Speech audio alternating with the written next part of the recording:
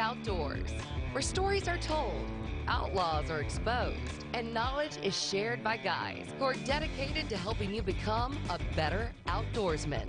Your hosts, Gary McCoy, with a CMA award to his credit, is an excellent deer hunter and angler who's not afraid to pull the trigger or swing a bass in the boat.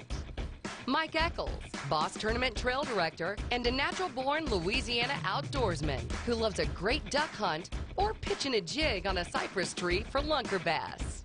Steve Graff, a two-sport Northwestern State graduate and Iowa Pro staffer who continues his pursuit of tournament-winning stringers.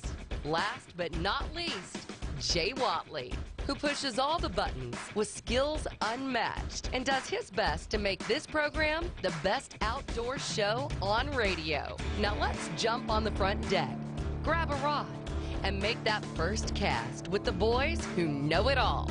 Gary, Steve, Mike, and Jay.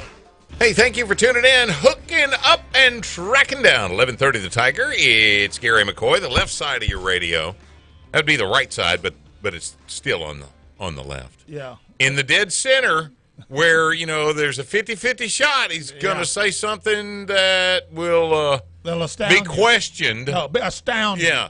He is the Ranger to Iowa Pro staffer, Steve Graff, the old mud hen, Mike Eccles, here again this week, and we know he is going to say something that we will all regret. Or question. Before the day's over with. What's your point?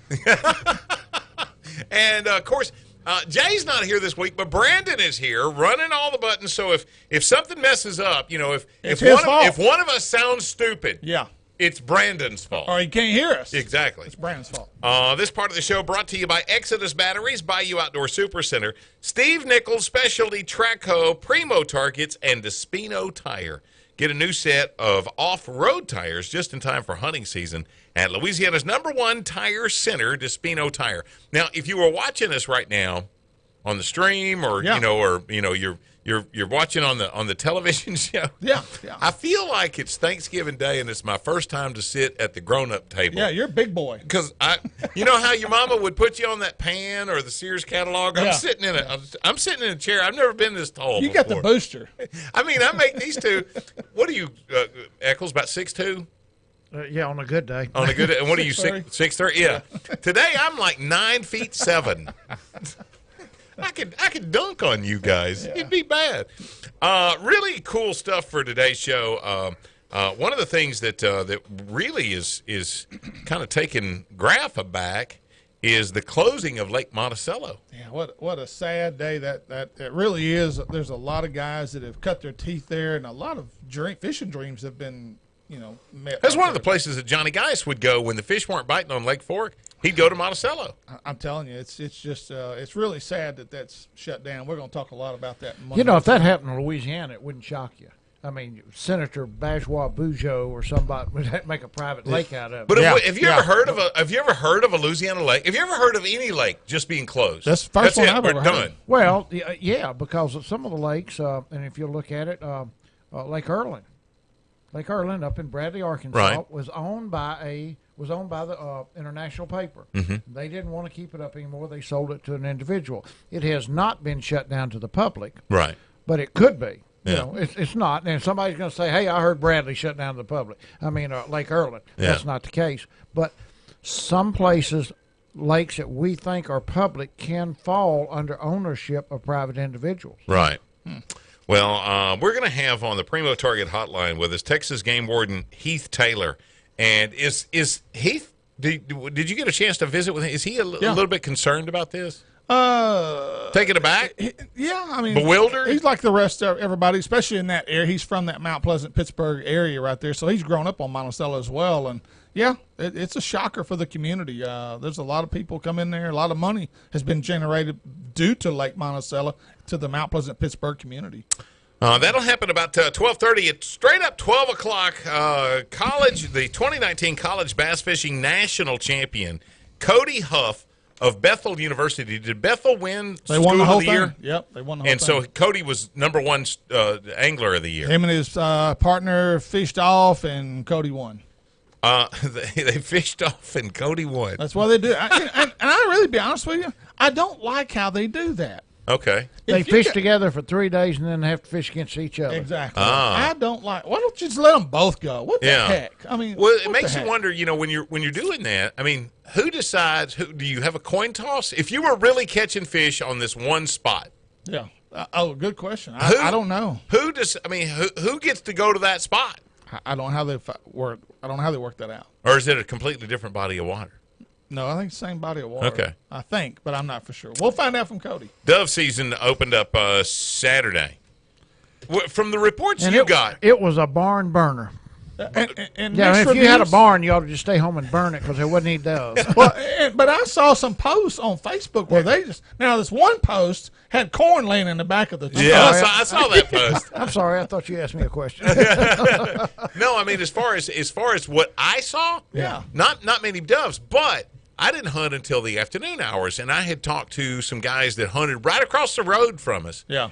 and 20 guys got their full 15 dove limit. On that secret grass that It- guy's growing? I mean, seriously? No. It was sunflowers. Oh, okay. They okay. they planted sunflowers, Yeah. and I want to say he's got like 10, 15 acres of sunflowers. I Oh, mean, wow. it's a serious, sure big enough patch, patch. yeah. And they limit it out like really quick. Now they do have some secret grass that they grow. It's legal. I saw some on a sandbar. So that's in Colorado where grass is legal. I saw Willie goes there often. some photos of a sandbar. Yeah. I got a feeling it was Red River if I just had to guess. Yeah. And they whacked them. Yeah. They whacked them. Well, the reports that I got, not a lot of people killed a lot of birds, and I think it's because we are in probably the hottest, driest Man, we've been in 3 years. if not I longer. mean, the longest heat wave and the driest that we've been in a long time, and I just don't think that there was any kind of a front that pushed any birds down. Right. We always seems like we get a front right there in that week before dove season, and it winds up pushing the birds and it out was about that we had. 2 weeks before we had a little front Yeah. come through, And I just, now what are we seeing on teal? Teal season opens Saturday. I'm going to say people are saying the teal are coming down too early because they've started in the last week. But really, you normally start seeing teal around dove season. And theoretically, dove season should have opened 2 weeks ago Right. in our mind. Yeah.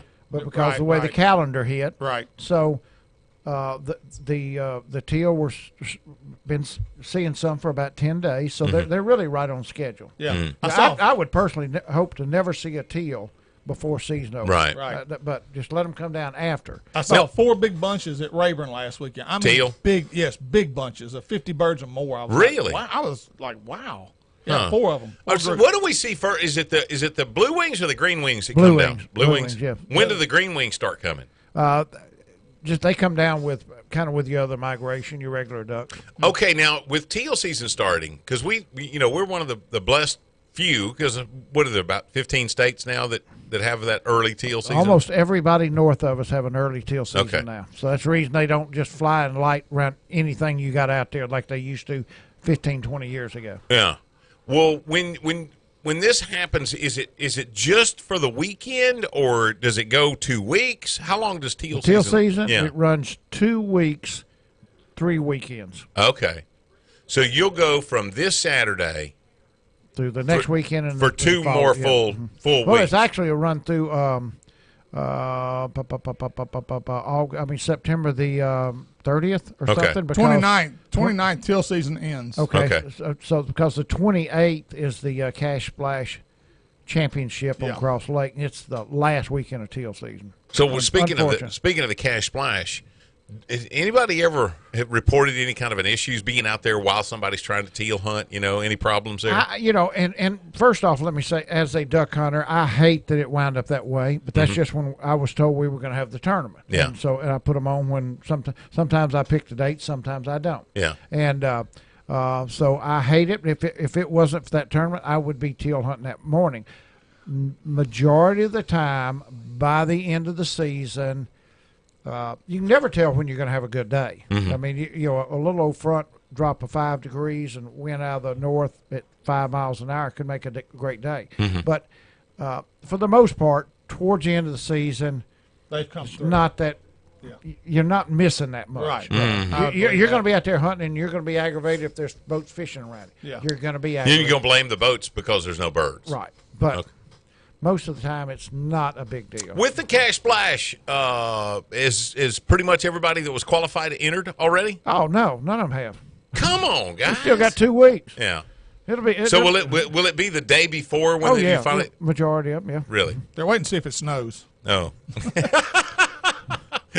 Is Cross Lake still fishing tough? Yes. So it could be anybody's game. Absolutely. Anybody could win this one. Yeah. Okay. What do you think? Prediction, what will it take to win? Very, very easily be 3 fish, could be 11, 12 pounds. Wow. So a 3 fish limit. Now you're going to fish this one in the daylight hours as opposed to the yeah, evening yeah. hours. We'll start at safe light, turn them loose from the American Legion, and I'll decide when we're going to quit fishing when I see how hot it's going to get that day. And you bring up a good point there, Mike, It may be 11 o'clock. because by the 28th, we may have had a couple of fronts come through. The temperature may have dropped already, and you get a couple of 2 or 3 cool nights in a row. Yeah. And them suckers going to turn on. I'm starting to wonder if it's ever going to cool off or ever going to rain again. I don't remember it being this hot this far into September. Okay, Wednesday evening, Minden got over 3/4 of an inch of rain, and Heartland 1010 in Scottsville, Texas. I'm waving at Craig right now. It's that close. Got 1 inch. Yeah. We didn't get a drop in Shreveport. No. Now I will say this: Monday. They called off my son's football game. It poured at Natchitoches. Well, I mean, this was at Northwood High School. They said it was a monsoon. Yeah, it rained. Never saw it drop in hard. 45 minutes at my house, it rained hard. Wow. Yeah. And it never rained drop in Texarkana on top of all our stuff that we planted. Oh, dude. Really? So, yeah. Okay, the Lady Bass Classic on Caddo Lake, that's next week, the 19th, 20th, and 21st. Yep. Are they going to run into trouble with teal hunters? Ooh, I don't know. I'm glad I don't hunt on Caddo. Yeah. I mean, you think about what did they say? How many anglers will they have just in their 30s? A little less than 40? Something like that? Yeah, something 20 or 30, yeah. So weigh-ins at Earl G. Williamson each afternoon. And, it's really good to support these ladies. I mean, absolutely. They've earned a place in a national berth. And I'm assuming the winner of this this is their classic, is it not, Top Steve? 12 pro and co-anglers are joined by the top finishing pro and co-anglers from a wild card tournament. And so you're not talking that many anglers. But this is a national Oh, championship. this is it. This is their their classic. Yeah, right. it's their classic. Yeah. So when ladies like this are competing, how do you think when nature calls? I mean, how? I've never had a lady in my boat yet as a co-angler. Now, my day's coming. I know that day's coming when I'm going to draw a lady. Yeah. I just hadn't happened to me yet. They just hang it over the side of the boat. Really? Yeah. Just I fished with a bunch of them. Really? Yeah. Okay. They just say, I've got one lady that I fish with, she says, lady overboard. That means get up there on troll motor and don't look back. Yeah, there you go. And Unless you you got a never lot looked. of nerve. Hell yeah, I'll look. Mike's got a mirror mounted on his trolling motor. The Farmer's Almanac has put out all these incredible signs that winter is coming. We got 10 more of them. That is next. Hook it up and track it down. 11:30, the Tiger.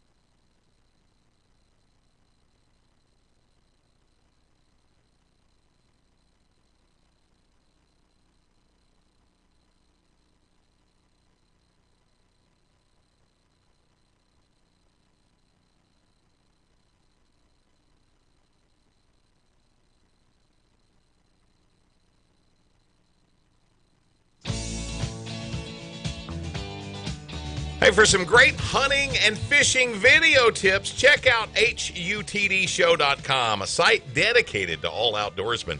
This segment presented by Daiwa Rods and Reels, J&J Exterminating, Stingray Line Cutter, the Bob Seeley Big Bass Splash Series, Honey Baked Hams, and V&M Baits. Be ready for the bass feeding frenzy this fall with quality baits from V&M Baits. And if you don't want to miss your target this hunting season, you need to practice with a Primo target. They're tough, they're durable, and they are long-lasting targets designed to make you a better shooter. Like they say, practice makes perfect, so make sure your own target this fall with Primo targets. Get your new targets today at primotarget.com, and remember, that's a Cajun spelling, Primeaux, primotargets.com. I got to chase a couple of rabbits down a hole before we get to our discussion here. Big Bass Splash was in the latest edition of the BASS Times, I think it was, or the newest magazine. An article on there, and I don't remember if it was Haute Defoe or if it was... Swindle? No. Casey Ashley? No. Why would you just start throwing out Because names? Bob sponsors them. No. I said Big Bass Splash. Oh, Splash. I'm sorry. Big Bass Splash. One of the competing anglers was at Gunnersville and caught a tagged fish. You're and talking had about not Bass registered. Cash Bash. Bass Cash Bash, okay. I was like, wait a minute. Bass Cash. Anyway, caught a tagged fish before he had a chance to get registered. Man. I'm surrounded by incompetence. Well, yeah. And the other was yesterday afternoon, my sister-in-law comes driving up to my house, and she said, I got something for you. And I said, well, actually, she said, it's not for you. It's for Mike Eccles. And I said, well, what is it? She said, it's his nuts. In a sack. And I left him in her office. I kind of stopped for a minute. I said, okay.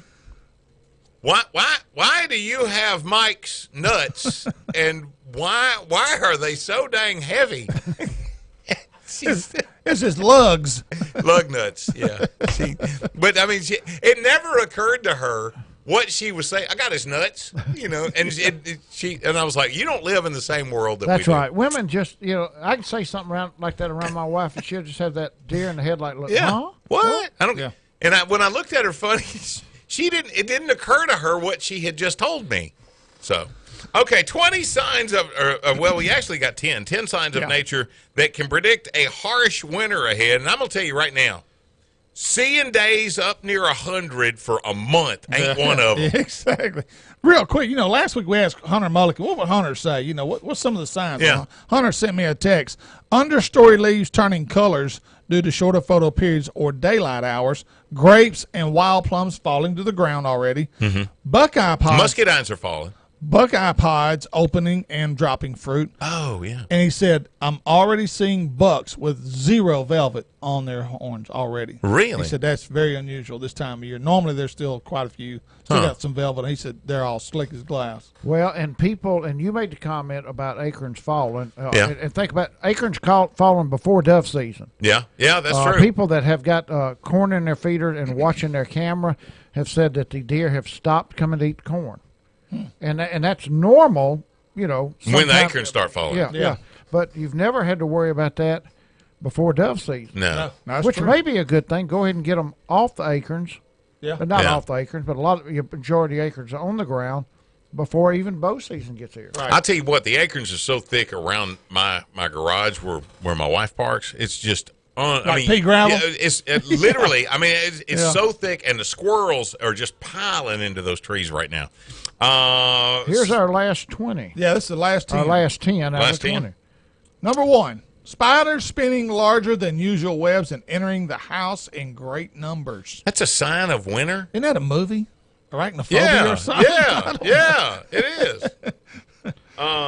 Pigs gathering sticks. Yeah, now, this one blew me away. I'm like, what? Well, one of them gathered sticks, the other gathered straw, and the other one did bricks. did bricks. That's so stupid pigs that the house ain't going to hold up. The wolf fix it, get your little fat butt. I wonder if this is true or if this was just a little funny thing. It's in the almanac, Farmer's Almanac. It's got to be. They don't play. This third one, that's stupid. Well, Okay. Ants, ants marching in a line rather than meandering. Ants always go in a line. They do. I just copied This it. is out of the Farmer's Almanac. Boy, I got bit by some ants, but they were just meandering. So winter's not coming anytime soon. Oh, Number Lord. 4, early seclusion of bees within a hive. That could be. Now, I Early- will say early- this. Now, when you say seclusion, like they go into the hive and they don't come back out? That's what I would say. Okay. Now, Randy Fair taught me this because we were on Cross Lake one day, and it was early fall, and the wasp were on the limbs, just wrapped around the limb. Mm-hmm. I've seen that. And I said, dude, what is the deal with that? He said, winter's coming. He said, that's a sign winter's on its way. My father-in-law swears we've got these, like, knots on some of the oaks in the place, and he swears that's where a wasp stung the tree. Oh, You're kidding me. it's your relatives. Oh, he had to have a big sticker. Number 6, Gary. Muskrats burrowing holes high I on the saw that riverbank. this weekend. You did? We don't have muskrats. Hey, where did you see I was that? going to say, well, okay. I've never seen a muskrat in my Number life. 7, Mike. See how high the hornet's nest? 'Twill tell how high the snow will rest. I'm distracted. That one I don't get. I mean, Well, we're talking hornets' okay, nests. extreme north, which I don't think they might have hornets, but Yeah. you know, and I think that, They do have hornets. They got hornets in near the Arctic Circle. Really. Yeah, yeah. know they got mosquitoes I up have there. I've seen them taking those to elves from my Alaskan TV shows. When they get up where it's that cold, they have to wear a yellow jacket. Okay. Ba-dum-bum. Number 8, the size of the orange band on a woolly bear or woolly worm caterpillar. According to folklore, if the caterpillar's orange band is narrow, the winter will be snowy. Conversely, a wide band means a mild winter. All black caterpillars are not woolly bears, and fuzzier than normal woolly bear caterpillars are said to mean that winter will be very cold. Number 9. These are signs of nature that can predict a harsh winter ahead. This is from the Farmer's Almanac.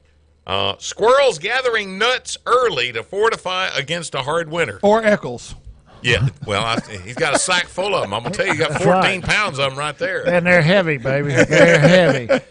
But now we've talked about this. The hog population has really hurt the squirrel population because squirrels cannot bury acorns anywhere. Oh, I believe never that. thought about I that. believe Hogs that. smell them and root them up. What's that going to do to the overall oak population at some point? Because, it was always the squirrels burying a nut, then forgetting about it, that your young oak saplings came Exactly. about. Exactly. And I don't think a squirrel has to bury it. I think it's just like soil contact. An acorn can, Yeah, can still be germinate. covered up with dust or whatever and turn Right. into a tree. You're right. Kill the pigs. Wow. Kill the pigs. Shoot 'em Wow. all. The last sign that winter is just around the corner and it's going to be a booger bear. Frequent halos or rings around the sun or moon forecast numerous snowfalls. Frequent halos or rings around the sun or moon. I've never seen a ring around the sun. Look at it for just about 10 seconds. You'll be seeing halos. Drink some of that peach Crown Royal. You'll see all kinds of rings around the sun. That's second best stuff in the world. You brought that peach deal up. Other day, a guy cooked steaks with peaches on top, and then he puts the peaches around them. And they said that is one of the best tasting steaks you'll ever eat. I bet he wears them no-show socks, too. I think he does. Okay. I think he does. But he knows how to cook. Wow. I never heard that. Peaches. Okay, those are some signs that that nature can predict a harsh winter. Well, did Hunter Mulligan say whether or not it looked like he'd seen any of these signs? Well, again, the deer are already off the velvet are already off the deer, so he said that's one sign. Yeah. And so he said yes, he is seeing some signs in the woods. A lot of acorns. Yeah. Great crop of acorns this Yeah. year. I mean, seriously, you've lived out there for a number of years Yeah. where you're at. Have you seen acorns fall before dove season open before? Never. Generally speaking, it'll be, third or fourth week of September, and you'll start seeing a few. And, and then by the first couple of weeks of October, it starts to rain See, them. like last year, it looked like pea gravel on my driveway. Of course, oaks only produce every other year. So this year I have no acorns at all. Next year it'll probably be another big mass. But. Well, that's a misnomer because it's on average every other year. They might produce 3 years in a row and then not produce for possibly. a couple of years. I'm gonna start keeping a book on it. I did just get a text from Jeff Pate because we were talking about the Lady Bass Classic coming up, and I really in earnest was wondering how do they handle a bathroom break, because it's not like us. I mean, we can kind of turn and hide. Yeah. And for ladies, it'd be kind of difficult. He says, I got a woman one time, but her peeing over the side of the boat was out. He said, we never got my boat turned back over, and certainly was not going to get her back in the boat. I was just an aluminum boat. Anytime a woman, yeah, right. I'm sure it was. Anytime a woman relieves themselves in a boat, it's a full moon. Yeah. Couple of things to remember here at 11:30. We're going to visit with Delta Waterfowl's Senior Waterfowl Programs Manager. How do you say Matt's last name? Chenard? I think it's Chenard. Okay, Matt Chenard. We're talking migration update and breeding ground issues and our Exodus batteries hot topic of the week. We're going to do this one a little bit later. I'm interested on this one. With gas prices dipping below $2 a gallon, how does this affect outdoorsmen who hunt and fish? Yeah, and I want to throw something out too, and I know we'll do it later. Next week, the number one expert we think in the country on whitetail deer, Dr. James Crow from I think Stephen F. Austin. Stephen F. Austin University, yes. And I asked Steve to line him up because there's 3 questions I want to go over, and I think these are very, very important to everybody as a deer hunter. Number one, we're going to ask him about carrying capacity.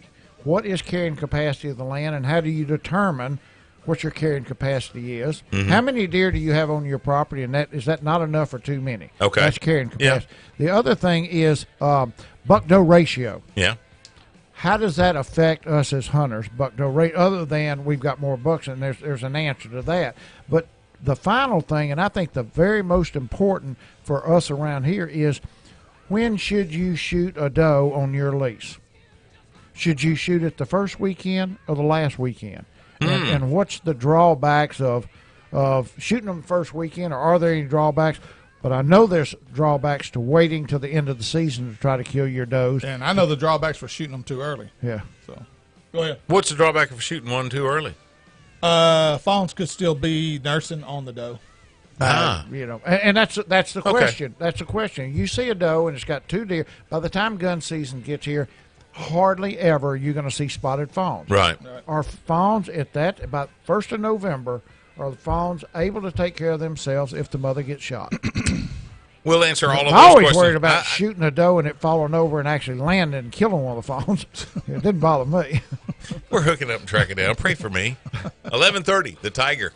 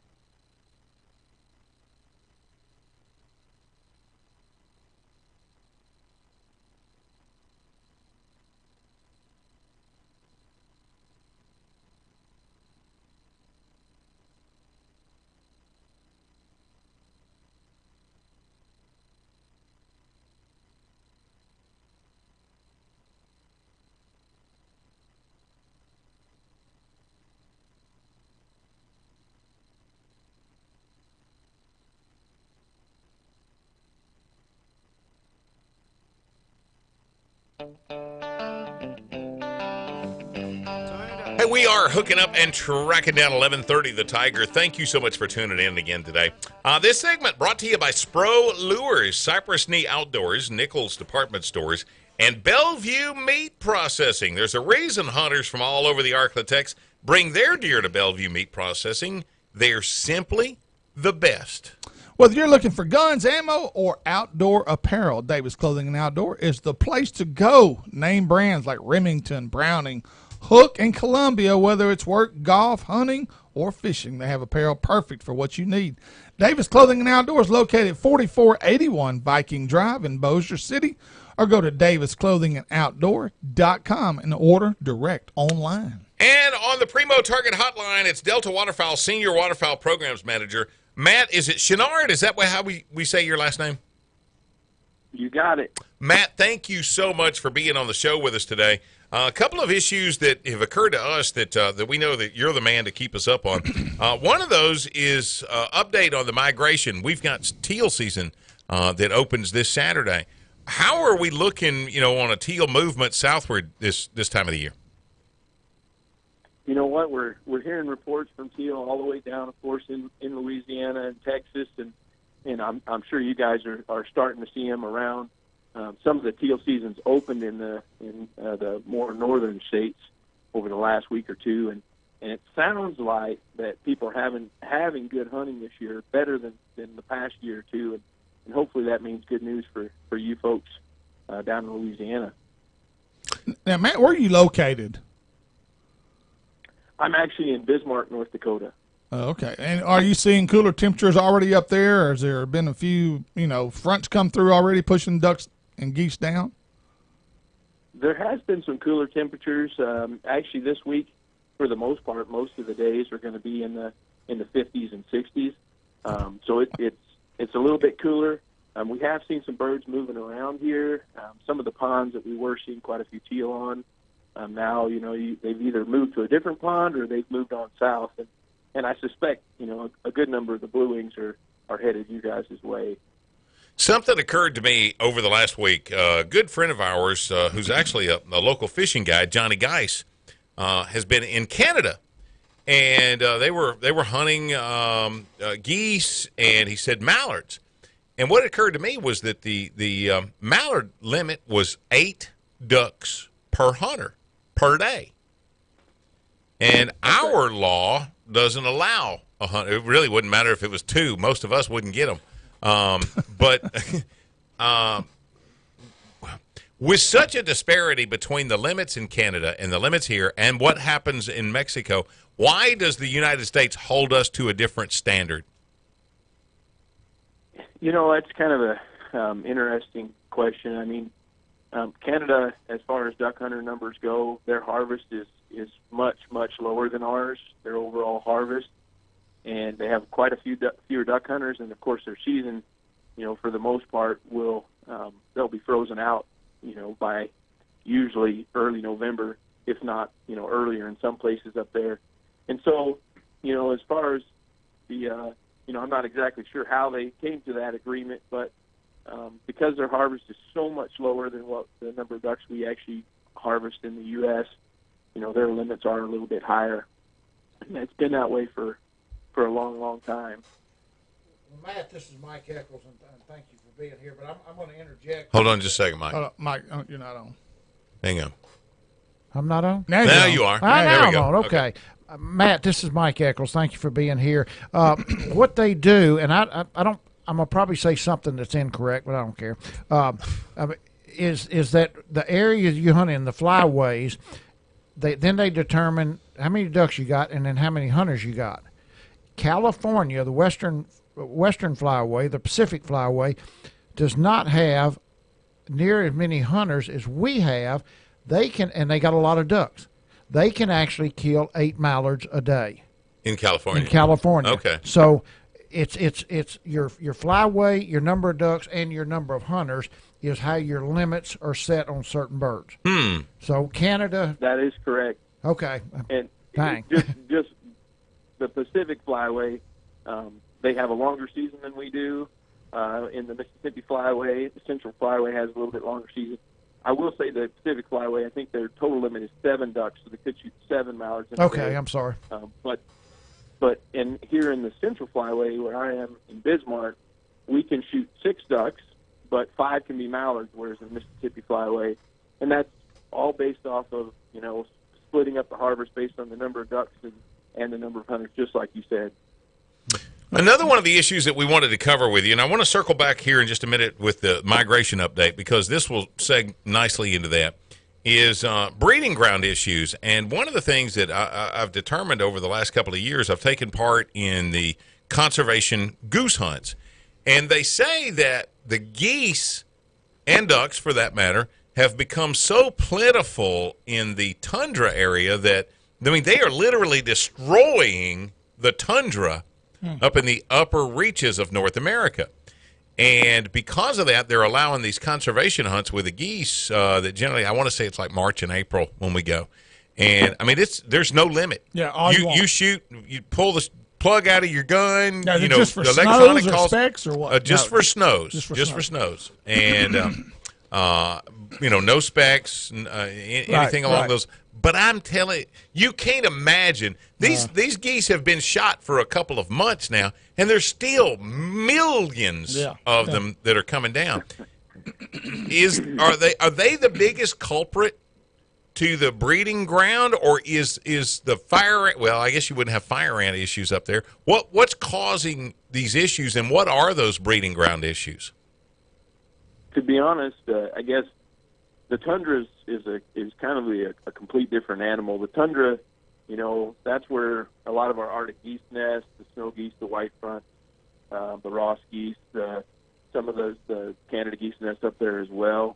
There are ducks that nest there, but that's not the primary breeding grounds for ducks. The primary breeding grounds for ducks is actually the prairie pothole region, which, if you guys are familiar, it extends down to the U.S. It's North and South Dakota, a little bit of Minnesota, Iowa, and then it's southern Saskatchewan, Alberta, and Manitoba. And that's where basically 50 to 70% of the ducks that we harvest each year are born.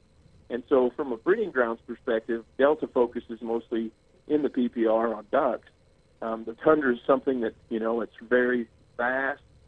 It's something that we can try to harvest extra snow geese to help the tundra, but in the grand scheme of things, you're not going to manage that habitat or manage predators or anything like that to produce extra snow geese. It's kind of you hope to keep it pristine and hope that habitat, you can limit the number of snow geese there to help that habitat. But in the prairies where our ducks come from, and that's, the blue wings, the gadwall, the mallards, the pintails, all of which are important to us, the Mississippi and Central Flyways, every year, those prairies, depending on moisture, that's the biggest, moisture is the biggest driver. And the last 3 or 4 years, pond numbers in the prairies have continued to decline. And mainly that's just a Mother Nature issue. We do have other issues here. We have, in the prairies, probably the biggest concern is wetland drainage. So working with farmers to make it, worthwhile for them to keep those wetlands on their farm and be productive is important. Making sure there's nesting habitat for the ducks is important. And so those factors, like the duck seasons and the quality of the duck hunting, has kind of, the last 2 or 3 years has really been not great for a lot of folks. And I think that's been the biggest driver, is we just haven't had great habitat conditions in the prairies, and the ducks haven't responded like we would have liked, and hopefully that trend changes here if we get some good moisture here in the next year or so.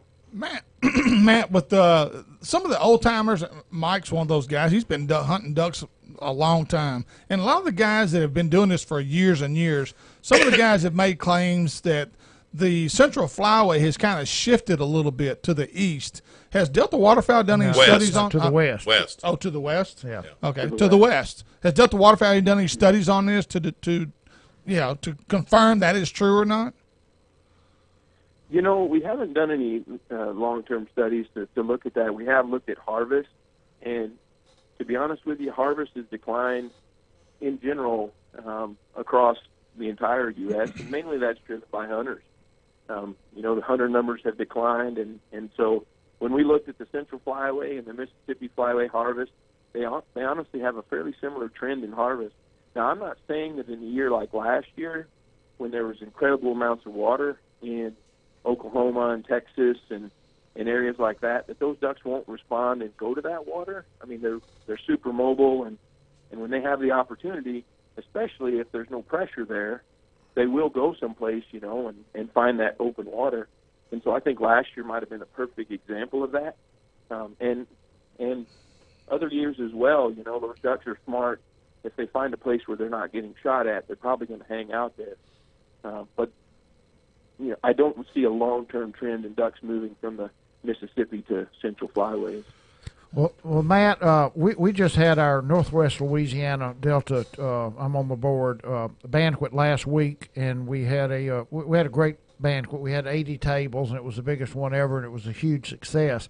And I'm proud to be a part of Delta. But in answer to what Steve said about the flyway shifting to the left, if there's anything to that, it has to do with something taking place in the Midwest. And, of course, I mean, all this. In 1998, the Waterfowl Treaty Act was changed to allow basically hunting over unharvested crops. And the Midwest now in 4 or 5 states has just run rampant on planting cornfields, not harvesting, and hunting over them. And it has really deterred a big percentage of the ducks coming any further south than northern Arkansas, Illinois, and Missouri and stuff like that. And we see that as the biggest impact where we're at in Louisiana and Texas is not lack of waterfowl, it's them not completing the migration to the Gulf or to South Louisiana or to Mexico. Well, that's it. I've heard that several times, and I do believe that there's possibly some concerns there for sure. I will say that the Migratory Bird Treaty Act changes in 1998 did not change that. I grew up in Missouri, and actually, they were flooding corn on public lands in Missouri in the 80s and 90s. It goes well, that practice has been around for a long time. It's never actually technically been illegal. What the Treaty Act did change was that if you were hunting over corn that was specifically spread for ducks, that in 19 you couldn't be found, couldn't be charged with it if it was reasonable if you didn't know it. So if somebody brought you hunting to their baited area, you couldn't be charged with it if it was reasonable to expect that you wouldn't have known that it was baited. And but we do have some concerns with that. There is more corn being flooded, and I think it's probably more of a mallard issue than anything else, because most of those other species don't really, utilize those fields as much as anything else. But, we're looking into it. The other thing I'd say is that, last year and some of these more recent years where hunting has been poor and ducks haven't been, flying further south. I mean, here in North Dakota, for example, we have corn being grown here by farmers. And, 15, 20 years ago, that was relatively unheard of. And it's just, opportunity for farmers to make, some extra dollars on a crop that they couldn't grow here before. And the ducks have adapted to that as well. They go out, the mallards go out and feed in those dry fields and are able to stay here pretty long. I mean, there were ducks here, mallards here around Bismarck, well into December last year, which is fairly unusual. And so all of these changes, many of which we, as duck hunters have no control over, you don't really know what the effect will be long term, but sometimes it ends up being a negative for some folks. Mm-hmm. Matt, thank you. Some really incredible information that you've had for us, and certainly I think the most disturbing part of the whole thing was the lack and the decline of hunter numbers, and that's going to be the trick on turning the page into the future is recruitment of these young people to get out there and do what it takes to duck hunt, and it's not just buying a stamp and No. and a box of shotgun shells. I mean, there's a lot more into conservation that's required. And one of those things is obviously becoming a member of Delta Waterfowl. So Senior Waterfowl Programs Manager Matt Chenard, thank you so very much. We appreciate your time. Thanks for having me on, guys. We are hooking up and tracking down 11:30, the Tiger.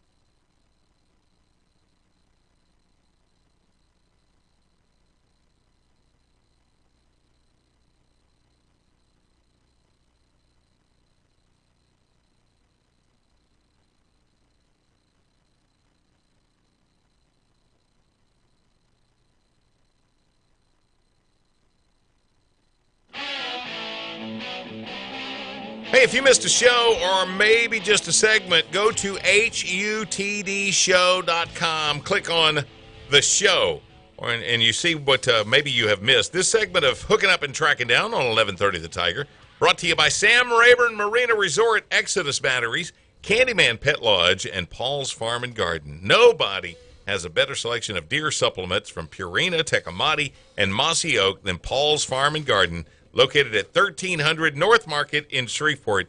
It's our Exodus Batteries hot topic of the week this week, and this was kind of a cool discussion. Yeah, and I'm glad you brought it to my attention because I didn't know it. With gas prices dipping below $2 a gallon, how does this affect outdoorsmen who hunt and fish?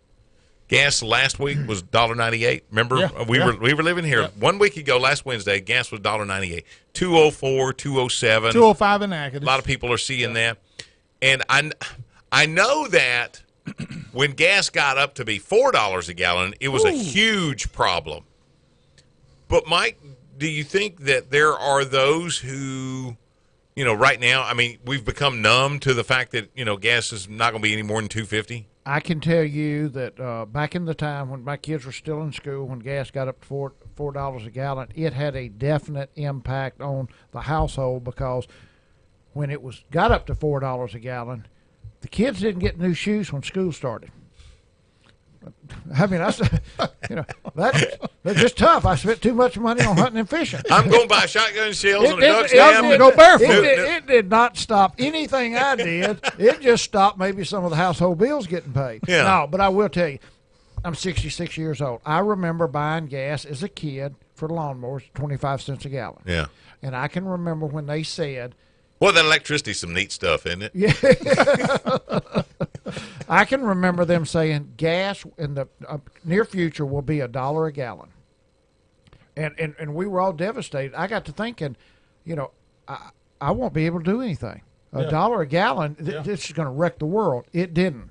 And by the time it got to be $1 a gallon, I had a car, I was driving and everything. And then they said, and I was fishing, and they were saying $2 a gallon in the future.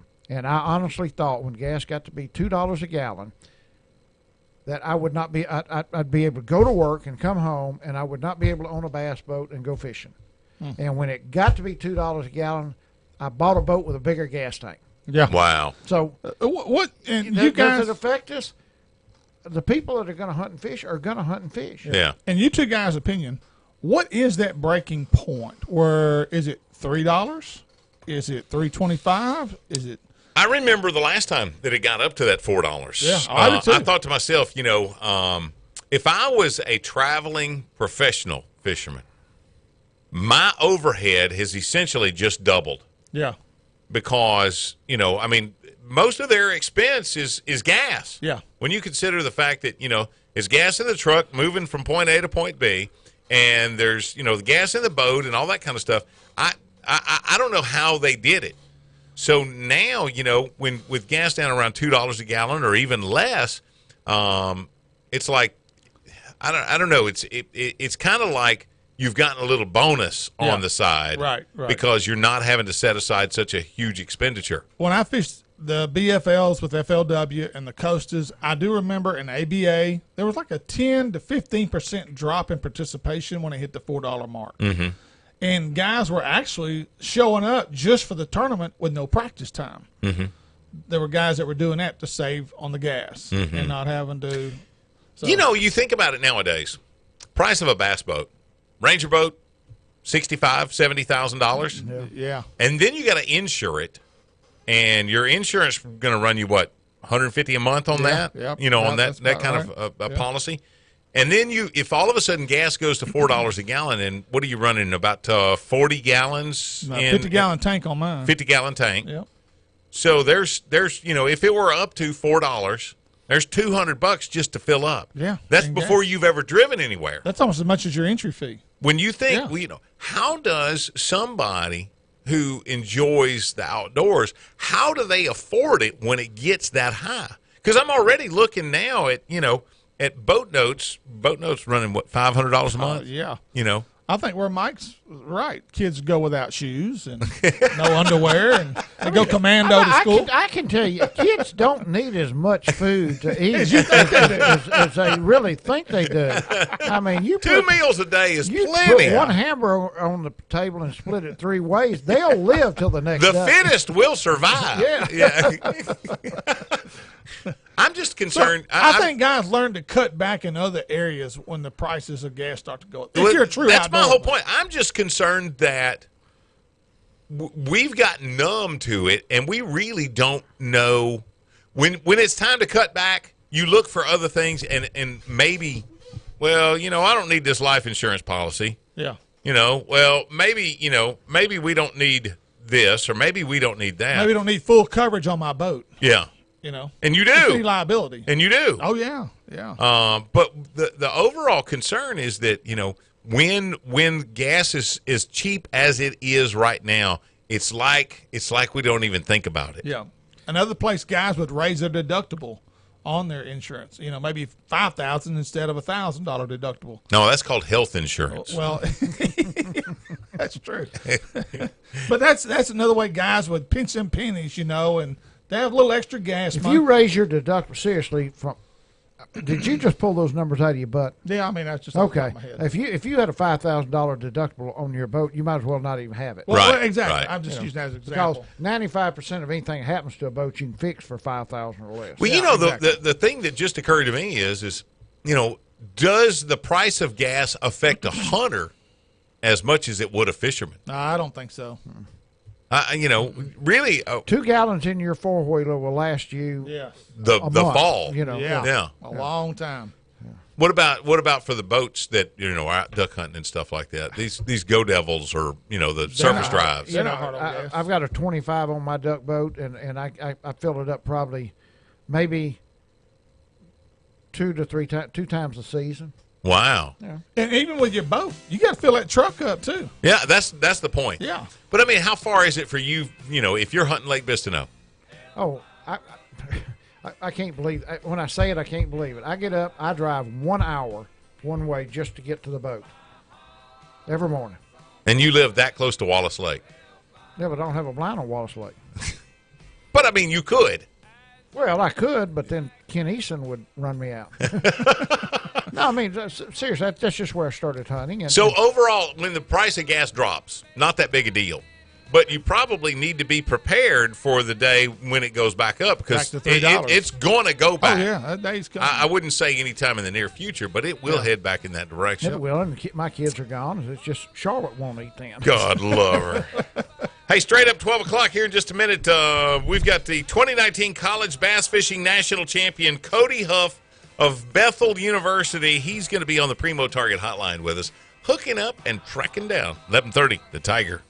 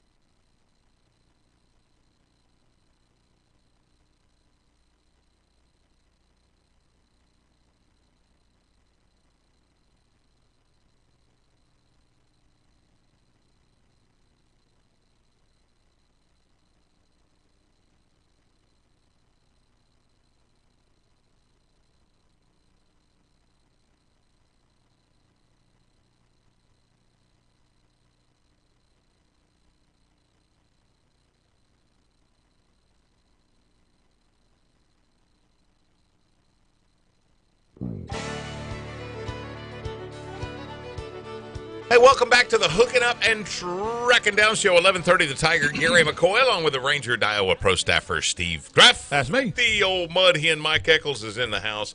And this is a program dedicated to the great outdoors, making you a better outdoorsman. Sit back and enjoy the best outdoors show around. It's the Hooking Up and Tracking Down Show. And this segment is brought to you by Bass Champs, Despino Tire, United Rentals, the Red River Waterway Commission, and Davis Clothing and Outdoor, stocking the largest selection of big and tall men's clothing, also offering a great selection of outdoor apparel for women and kids. That's Davis Clothing and Outdoors. And on the Primo Target Hotline with us, we've got the 2019 College Bass Fishing National Champion, Cody Huff of Bethel University.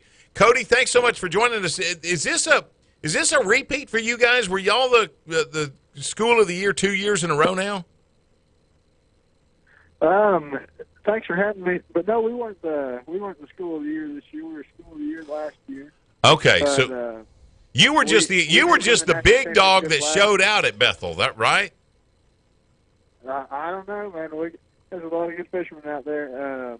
Actually, my good buddies Cole Floyd and Carter McNeil, they won the national championship, which was the tournament qualifying us back.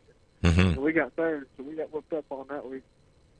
Well, this is not the time for you to be humble. I mean, you just need to tell the world just how great you are, and that the fishing world would not be complete without the name Cody Huff in there, and that every sponsor that's possibly listening right now needs to make that phone ring, and that are you a senior this year or what? Yeah, this is my last year. I've got one more year of college fishing mixed in with everything else, so that should be exciting. Okay, I got one other question. Then I'm gonna step out of the way and let these other boys play. Obviously, you'd love to go straight into professional fishing. The minute that you graduate college, right? That's the dream, right? Yeah, absolutely. He told me that's all he knows how to do. Okay, so here's my question. All of a sudden, there's 3 different opportunities. You can only pick one. You can only fish FLW, Major League Fishing, or BASS. Which one of those 3 is Cody Huff going to select? Good question. Yeah, that's a tough question, but I mean, well, you're really going to make 2 of those organizations mad. Only one of them is going to really be interested in you after this. So which one of those is it going to be? Cody, let me give you some advice. Unless you've already got an invitation from one of them, you need to crawfish on this question. that's kind of what I'm thinking. Yeah. I don't think I need to be making anybody mad. I'd be pretty lucky to be fishing professionally at any of it. So which one of those three has the most of your attention these days? I'd say right now, Bassmaster for sure. Because they've gave me quite the opportunity to get to fish the Classic, and I'm getting to fish all the Opens this year. So right now, that's kind of what I'm zeroing in on for sure. Well, I thought Gary was going to go another direction with that when he said one last question. What's Cody Huff majoring in college in case this fishing stuff doesn't work out? I'm majoring in business. So worst case scenario, and I forget how to catch fish, maybe I can work for somebody in the industry anyway. Good. That's a good thought. Yeah, it is a good thought. Good. It sounds like a good path. Cody, of your bass fishing skills, what would you consider your strength? To be versatile, you got to be versatile to fish the Bassmaster Elite Series and that level. What is your specialty? What are you really good at? Say, I'm a flipper and a pitcher, or am I a power guy? What are you? I really don't. I don't have any real favorite way to fish, to tell you the truth. I like going and figuring out what's happening that week. I mean, I like catching them however they're going to bite. I mean, I don't consider myself just a power fisherman or just a best fisherman. I just enjoy just trying to figure out what's going on then and there. And I mean, I don't just go there and say, hey, if I don't catch them on a crankbait, I ain't going to catch them. I like being able to adjust with them. What do you hate? How do you hate to have to fish? Yeah. It's like, oh my God, I don't want to do this. Not a drop shot. Yeah. I don't enjoy fishing whenever you've got to fish super, super slow, and it's super tough. You got to sit there and drag a worm all day. 25 feet deep. I don't mind dragging a worm and whacking them, but when you're just getting a few bites a day, just sitting in a couple of small areas dragging a worm, it's pretty boring. I have had a number of guys tell us that you throw a worm up, because we've got cypress trees in our lakes around here, but you throw that worm up beside the tree and you just got to let it soak, lay there on the bottom. There's a lot of guys around here will say, nope, that fish is safe from me. He is never going to get caught. So you're essentially the same on that one. Yeah, pretty much. Hey, Cody, tell us about the tournament and explain the format, because the way we understand it, you fished with a partner for 2 or 3 days, and then the last day y'all had to split up and compete against each other. Is that correct? No, it's a little different. See, it all started like Bass has their own tour events, and you have to finish in the top percentage of those tour events, and you qualify for the national championship. And then we had the national championship on Chickamauga this year, and after the 3 days of fishing, the top 4 teams from that championship get a spot into the Bassmaster Classic bracket. So there's 80 y'all competing in. There's four teams, and so I mean, 4 teams of the top 4 guys, and they once that bracket gets there, they split us all up and we fish individually for the net, and you've got to win for 3 days straight to win the whole thing. And they just set up just like a basketball bracket. So you're pitted against another team. Let's just say that you're pitted against LSU Shreveport. McKendree University. On this, it doesn't matter. It doesn't matter what you weigh in comparison to the other schools, as long as you weighed more than LSU Shreveport. Yeah, as long as you weigh more than the one guy you're against that day. Okay, gotcha. Yeah. Win your bracket. So tell me now, did you and your partner both qualify for this 8-person bracket? Yes. Because Okay. the top 4 teams, we finished 3rd in the national championship, so both of us get to go. But when we get there, they split us up. You got to fish individually the whole week. Okay, now here's my question. How do y'all decide who gets to go? If you had one particular ledge or one particular, creek arm that the fish were really stacked up in, how do y'all decide who's going to get to go fish those fish? Well, that's what's nice is they take us to a different body of water that we haven't been on, and it's been off limits for over 2 months, and we get 1 day of practice. Okay. And you just go off. That makes a whole lot of that sense. makes sense. Okay, Yeah. So are you and your It makes it a lot partner? more challenging. Are now you and your partner? There you are.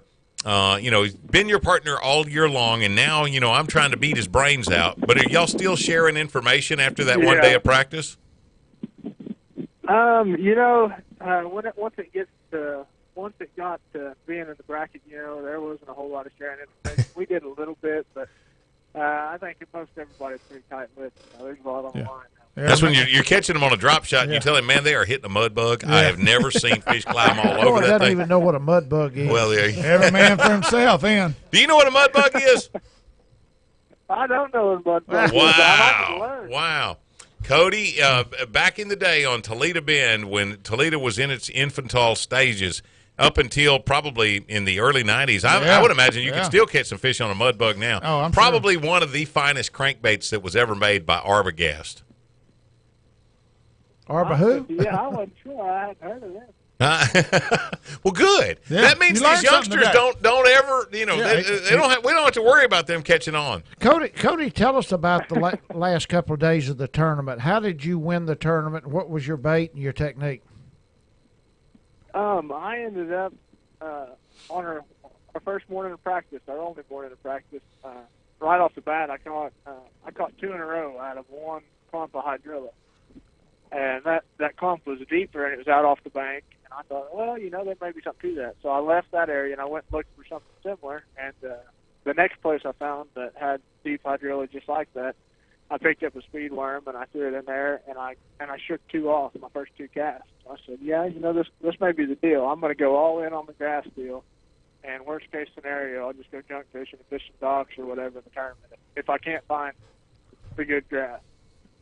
Because in my mind, I just wanted to find the one spot you could win off of. And worst case scenario, I just go fishing. Now, there's no prize for second place in this deal. was this hydrilla you was punching, or was you fishing? How were you working it? No, I ended up. I was finding it with my hummingbirds. I was scanning it up, and you find just patches about as big as the back of the truck bed. And I was dragging a speed worm through them. A Zoom speed worm. I was throwing it on the lightweight and fishing it through those clumps of grass. Is that what you did for the course of the tournament, or did you have to bail on that? No, it done me really well. The first morning, I caught a big one. I caught like a 3 something. That was a big one for there. I caught a nice one on a spook, and I weighed all the rest of them on a worm that day. And then the second day, I destroyed them on a spinnerbait out of the same clumps. Right off the bat in the morning, they're biting like crazy. And I caught them on a spinnerbait and a spook. And then the final day, I think I weighed 2 on a spook, and I caught the rest on a worm. But all these fish were coming out of the same stuff. I just kind of had to figure out how to make them bite. They were there, they're just summertime longest fish. They're smart, lazy.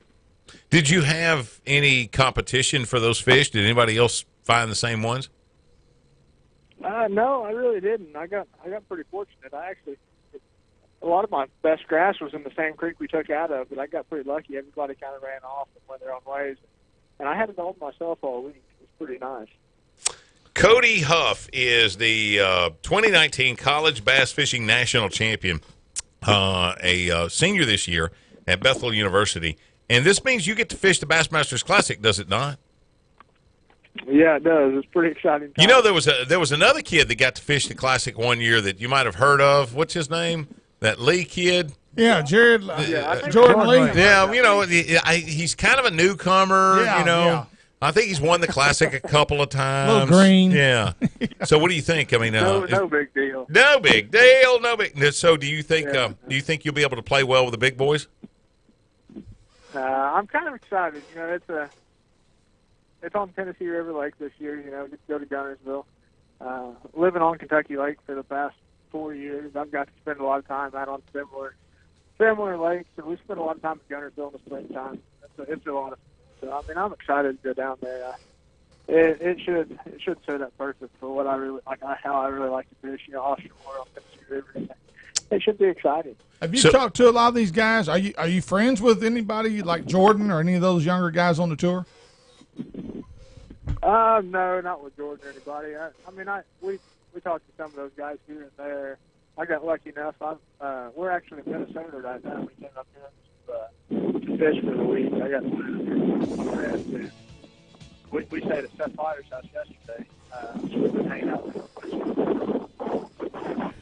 Well, Cody, we want to wish you the absolute best of luck, brother, and hope that maybe you're as fortunate, obviously an educated young man, but as fortunate as Jordan Lee was to be able to turn this collegiate career into a professional career that, you know, whichever one of those that you go with, whether it be BASS, FLW, or Major League Fishing. I mean, dude, you know. I couldn't ask for anything more.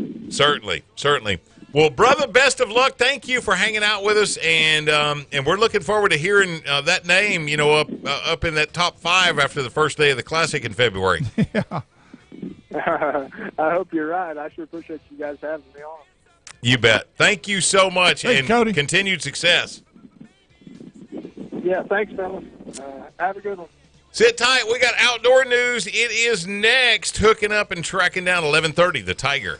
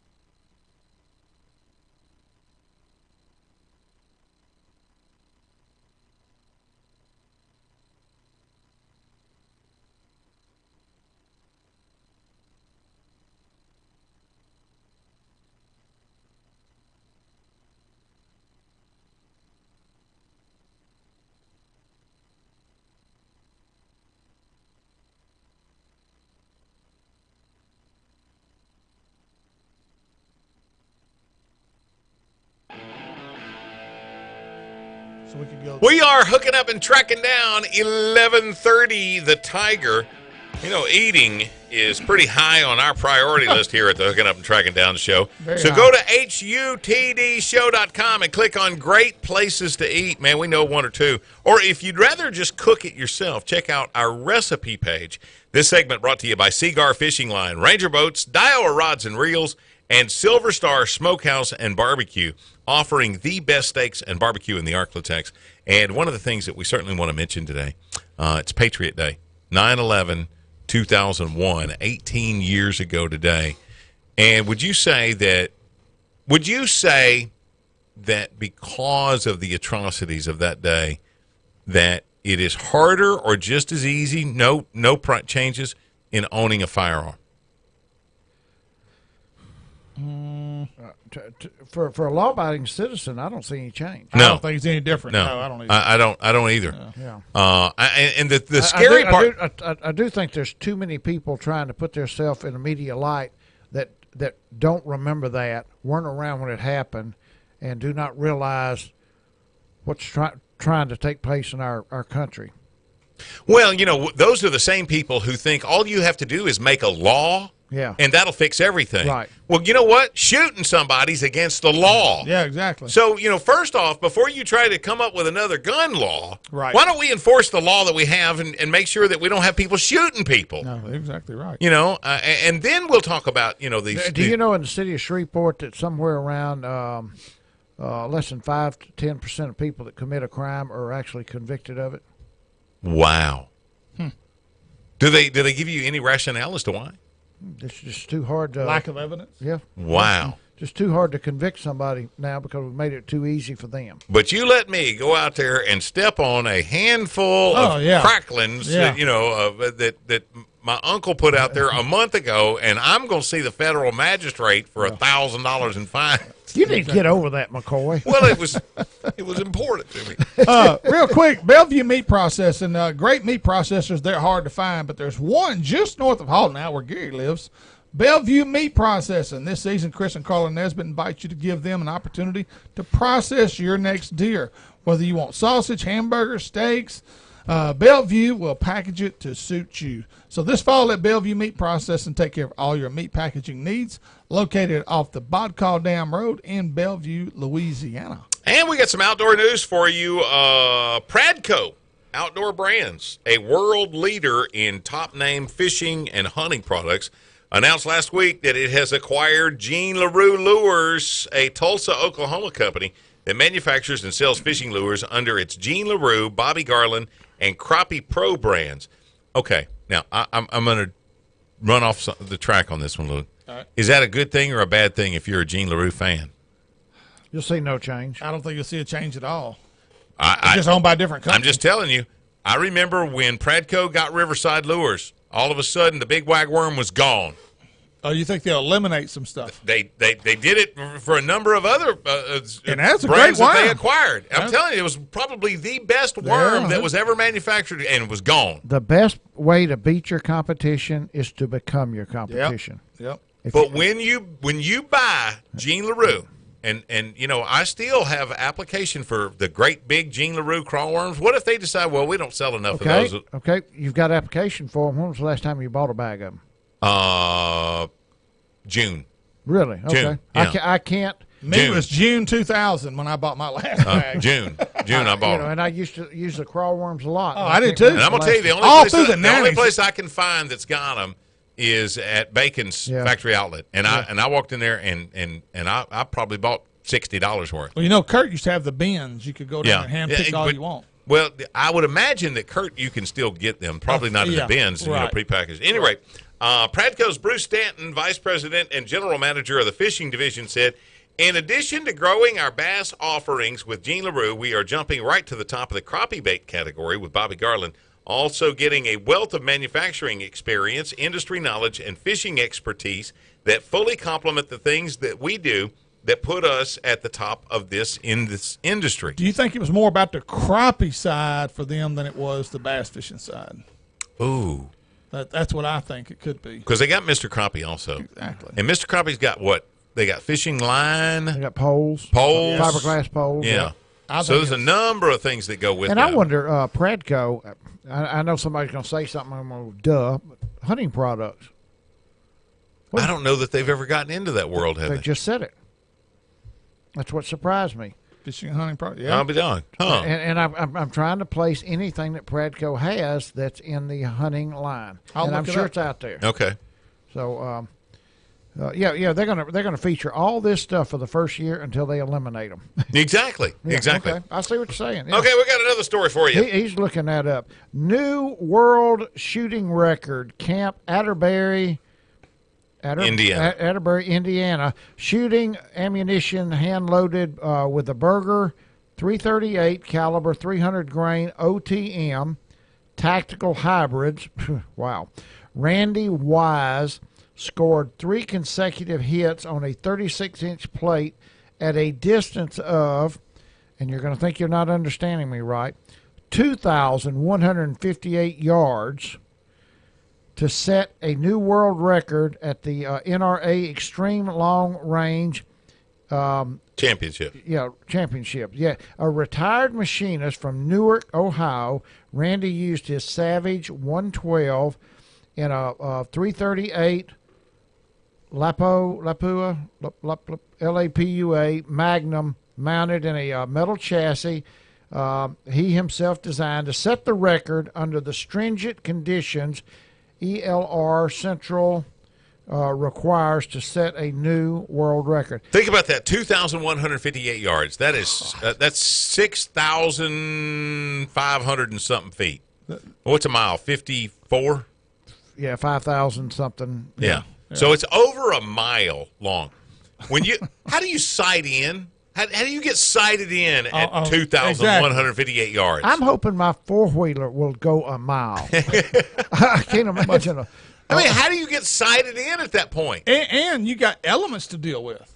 Wind and humidity and all these other things that they factor in. I'm like, oh, my gosh. But it was a 36-inch pan. Now, even though, that seems like a huge target, which it is. At a mile, it's over spec. a mile, yeah. At 1,000 yards, if two people are shooting side by side on the range and it's a 4x4 piece of plywood where their target's on, at 1,000 yards with something like a 20-mile-an-hour crosswind, you can be aiming at one target and hit the one beside you. Oh, wow. At 1,000 yards. At 1,000 yards, and this is over double that. Yeah, they've got nothing else to do except pull the trigger. Exactly. That's awesome. Now this caliber that he's got, the 338. I don't know that I've ever heard of that. Shooting a 300 grain tactical hybrid. It's got to be a sniper type weapon, wouldn't you? It's military, isn't it? Military. Well, I want to say in the book, what is it, American Sniper or Sniper? I want to say he shot that with a 308 it was a 30-06 or a 308 caliber. Oh, really? So this guy had the world's longest confirmed kill, and I want to say it was a little over a mile or right at a mile, but this has got to be pushing a mile and a half somewhere along in there. Holy cow! Getting back to Pradco, here's their hunting line: Summit stands, Moultrie game cams, Wow, Night and Hail, Code Blue scents.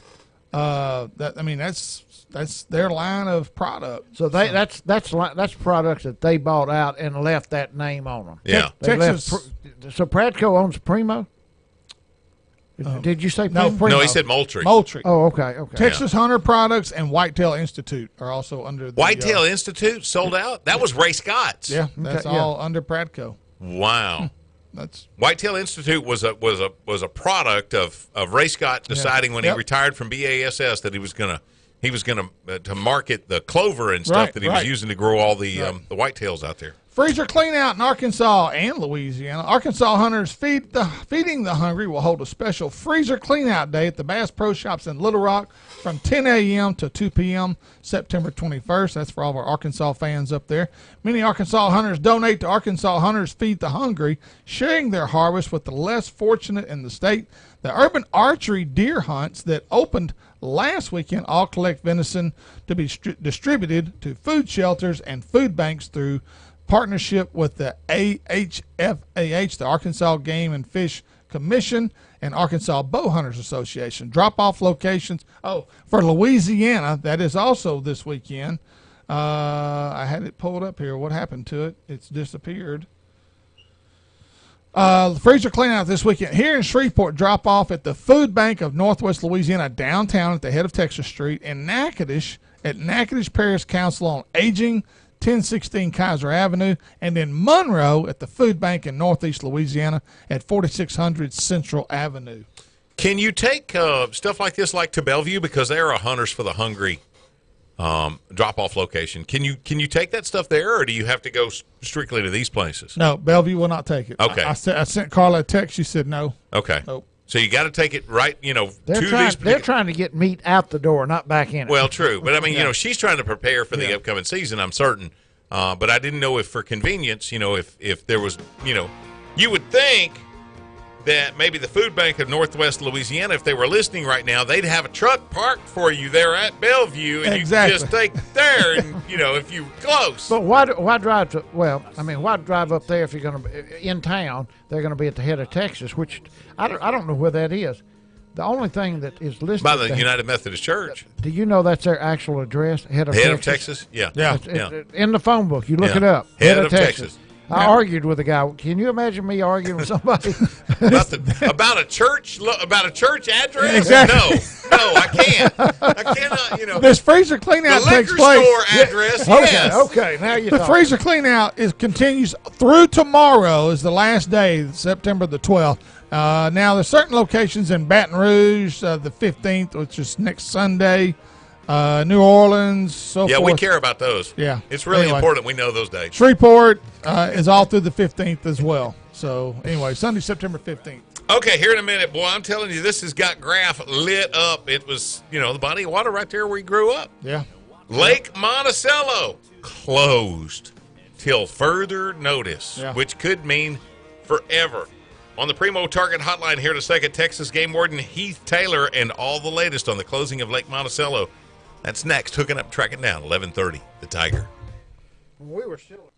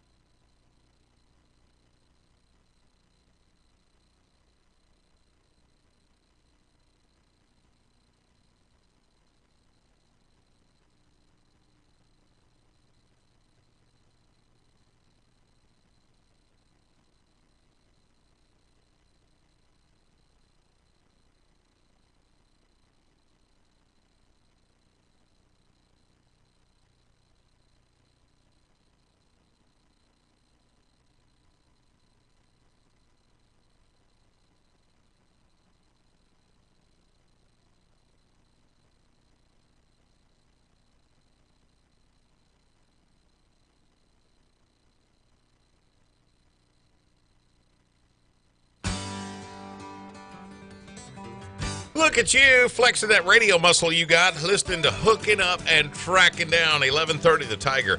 And just in case you didn't know, you can double your pleasure each week. Sure you can. Yes, you can. Just tune in again Saturday mornings from 6 until 8 o'clock right here on 11:30 The Tiger. This segment presented by Jimmy Granger, Natchitoches Ford Lincoln, Primo Targets, V&M Baits, and Gamakatsu Hooks, the #1 hook for all professional and weekend anglers in the world. Hooking Up and Tracking Down show welcomes Bass Champs as our newest sponsor, considered the best team bass fishing circuit in the state of Texas. If you want to fish the best lakes in Texas with an opportunity to win cash and a brand new Skeeter bass boat, Bass Champs is the circuit for you. Up next, the 14th Annual Berkeley Big Bass event at Lake Fork, Texas, October 19th and 20th. To see the entire 2020 Bass Champs schedule that's already out, go to BassChamps.com. Thank you, Chad, for all your support. We appreciate you, buddy. And on that Primo Target Hotline with us, Texas Game Warden Heath Taylor. And Heath, you've I don't know. The news has had our big boy here on his knees crying. His little panties are in the water. Yeah, God, my short socks are coming down. They have closed Lake Monticello, and we understand that this was all entirely the decision of the owners, Limited Energy, and I mean it's their pond. They can do with it what they want, right? From what I understand, that is correct. The ball is kind of in Luminant's court, so to speak. From everything that I understand, the plant itself, was shut down. I guess probably almost 2 years ago now. A lot of jobs lost in our area, and big impact on the community as far as that goes. Monticello brought in people from all over the country to come fish it when it was a hot water lake. When it did shut down, an individual, prior to it shutting down, the county was running the park, had a lease agreement, with Luminant to operate the park, and had basically an honor system. People from years ago can remember the nice couple that used to actually work in the guard shack and would take your money as you come in. They had went to just an honor pay system, and somebody would come in and collect the money from the county. Well, when the plant itself shut down, there was an individual that took over the operation of the park itself just to keep access there. They changed the name and I think went up $1 on the park fee. So was he an employee of Luminant or just an individual?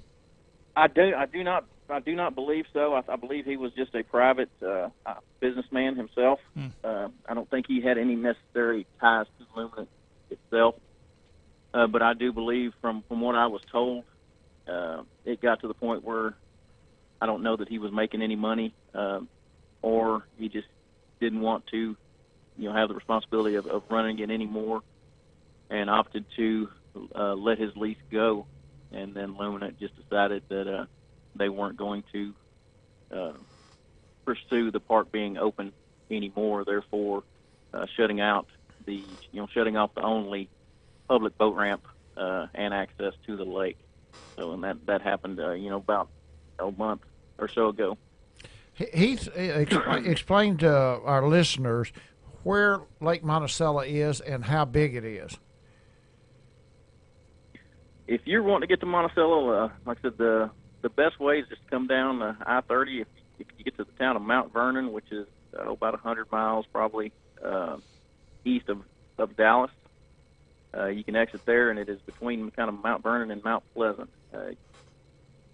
It connects by a dam to Lake Cypress Springs and Lake Bob Sandlin. They're all three connected.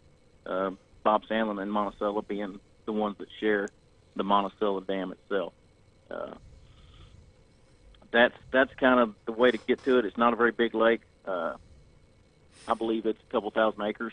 It's probably less than that actually now, since when they did shut the plant down. Another thing that happened is a lot of people still haven't quite realized this. When they did shut the plant down, since they weren't going to have anybody there working the plant or to operate the dam gate, they decided that they would just open the gate, of the spillway and lower it. Basically, it would drop and be the same level as Lake Bob Sandlin, which in the past, the elevation of Monticello was higher than Lake Bob Sandlin, and whenever they had a big rain, they would let some water out of Monticello into Sandlin, and it would go on out the Sandlin spillway. Okay. So now, since they have opened the gate, they leave them open. They have equalized that, which makes the Monticello full pool is now like 3.5 foot low. Wow, that's a big difference. What's the temptation? Yeah, have you seen a lot of would-be trespassers that is this added work to Texas Wildlife and Fisheries? There for a little while, what was happening is, now that they're, the lake itself, you would have to actually cut a lock off and go in to launch your bass boat or however you want. I ain't got to have a boat to fish. Now, right? Yeah, and right now, as far as we have been told, you can still fish from that bridge area. If you're fishing from the bank or doing something from the highway bridge, you can still access and fish there. There's just no way to launch, a boat. Can you drop a off the end of kayak? that, Can 'cause you there's drop no a boat. kayak in the water? We are told that that is a possibility. From what I've talked to my boss, he said, as long as they don't put up a sign that the lake itself is off limits and closed, then that would still be a possibility. Now, you would have to carry it down the concrete embankment and all of that, and I know that's probably going to be difficult with a lot of the kayaks that guys use now that are pretty large. So what you're But saying it is would be a possibility. you're saying that the lake itself is not officially closed. The launch And the is park. closed, Yeah. and the park The are only closed. access by boat ramp is Right. closed. Yeah. Yeah, as far as I know, and I have been told that is exactly the way it is. The lake itself has not been, and nobody has called from Luminant saying that the lake is completely closed from fishing. That people can't fish from the highway bridge there or anything like that. So that's the way we're treating it. You're still able to go and fish off the bank just like you have been. Heath, my last trip, last couple of trips there, the boat ramp was not in great shape, and I'm wondering, is that another reason that they don't want to spend the money to actually redo the ramp, the two ramps that are in that park? I mean, what's your thinking on it? Is it liability? I just from speculation and my opinion, has nothing to do with Parks and Wildlife or anything. That probably had something to do with it because, yes, since they dropped the lake level, there is actually zero. There was no usable dock on Monticello to launch. You basically had to pull up to the boat ramp, beach against the concrete, or try to pull up somewhere close to shore and hop out, which a lot of the shoreline now is really shallow, so you can't really get close to the shore. So unless you pulled up to the boat ramp itself, you were having to hop in the water a little bit. So they were really, to keep it, really, really usable, to be user friendly, they were going to need to build a boat dock, in my opinion, on the Monticello side, and then also on that park also has access to Lake Bob Sandlin. Right. Through Monticello Cove on the Bob Sandlin side. Now that dock, they have a very nice long T dock there, but it also was in bad need of some repairs. And I noticed the last few months that they were open, they had actually put a little barricade across the dock to try to keep people from walking out on it because the boards were kind of rotten. So that probably, in my opinion, did play a part. Because you're looking at quite a bit of expense just to build those docks and redo all that. And plus, when we do get dry, like we have been the last couple months, with Monticello already being, 3.5 foot under what used to be full pool, it starts to get a little dicey trying to launch a large boat at that ramp without the wheels falling off the end of the ramp. Heath, So, what's the possibility of Texas Parks? Whether they would have or not. What's the possibility of Texas Parks and Wildlife taking this over and making it a part of the Bob Sandlin Park system?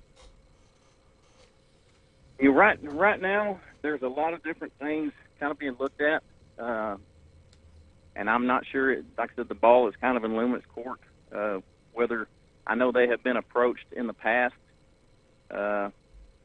through the state park system to make that a possibility. Like I said, I don't know how far those talks went, and I don't know if those talks are even continuing right now. So I couldn't completely confirm or deny that any of that might happen. From what I understand, I do have a friend that had contacted Luminant and expressed an interest to open the park back up and do the necessary repairs and operate it to keep it open, and they really weren't very interested from the email he got back from his contact.